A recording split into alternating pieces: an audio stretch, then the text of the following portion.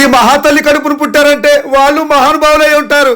వీడికి రంగరంగ వైభవంగా నేను మళ్ళీ పెళ్లి జరిపిస్తాను రా.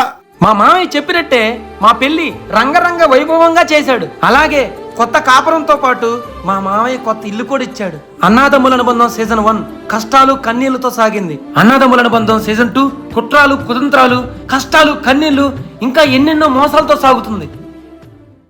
అయ్యా ఏంటమ్మా? తిరుపతి రావాడు మామ చాలా మంచోడు, మంచి పిల్లనిచ్చాడు, కొత్త ఇల్లు కూడా ఇచ్చాడు. అవునమ్మా, ఇల్లు చాలా బాగుంది. తమ్ముడు అదృష్టవంతుడు.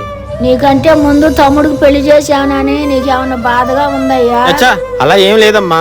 తమ్ముడికి వాడు ఇష్టపడ్డ అమ్మాయితోనే పెళ్లి జరిగిందన్న ఆనందమే ఉంది. అయినా నేనెందుకు బాధపడతాను?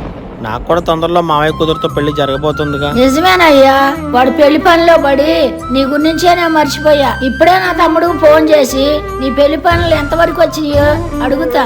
వాళ్ళుంటే ఏమవుతుంది?